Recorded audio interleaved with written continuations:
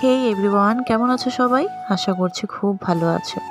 তো যাই হোক, অনেক দিন ধরে তোমাদের সাথে কোনো রকম মিনি ব্লগ বলো, ব্লগ ভিডিও বলো, শেয়ার করা হচ্ছে না। এর জন্য আমি খুবই দুঃখিত।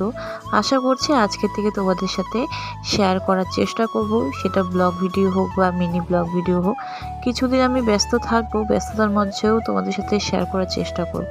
তো আজকে বুধবার, আর বুধবারে ভাই নিয়ে এসেছিলো দমনপুরের হাট থেকে 1 কিলো মাংস। সেটা হলো বাবা আর মায়ের জন্য।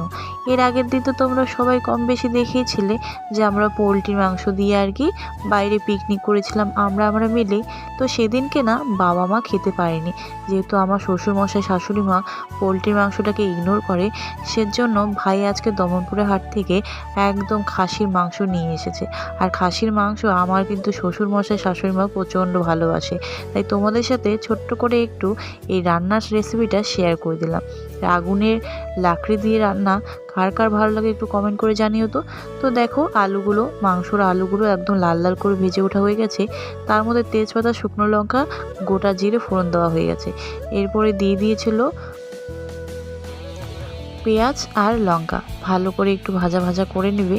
নেওয়ার পরে বাকি যে ইনগ্রিডিয়েন্টসগুলো আছে সেগুলো দেবে, যেমন রসুন থেতো করা আর রয়েছে কাঁচা লঙ্কা চিড়ে রাখা।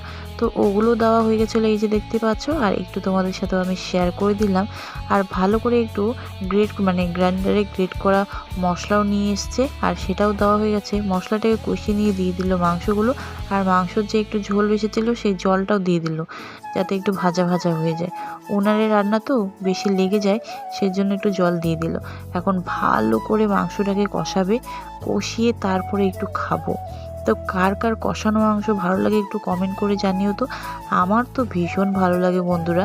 আমি একদম বিড়ালের মতো টোপ পেতে থাকি কখন কষা হবে আর কখন আমি খাবো। তো দেখো এখন দিয়ে দিল এখানে হলুদের গুঁড়ো পরিমাণ মতো, দিয়ে ভালো করে এখন মিশিয়ে নেবে। আর বিশ্বাস করো, আমি এখন ভয়েস রেকর্ড দিচ্ছি আর আমার প্রচণ্ড পরিমাণে লোভ লাগছে, জিভে জল চলে আসছে। এরকম কারা কারা আছো খাসি মাংস প্রেমী একটু কমেন্ট করে জানাবে। আমি আর আমার মেজো যা প্রচণ্ড পরিমাণে ভালোবাসি এই খাসির মাংস। আষ্টে পড়া মাংসগুলো একটুও ভালো লাগে না।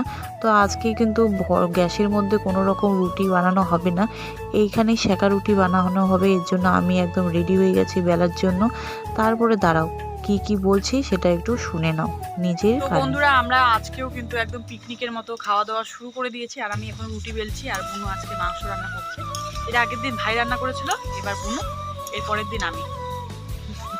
তো চলো দেখো একবার পুরো তেল তেল পিস। তো আমাকে এখন বুনু আরেক পিস দিবে।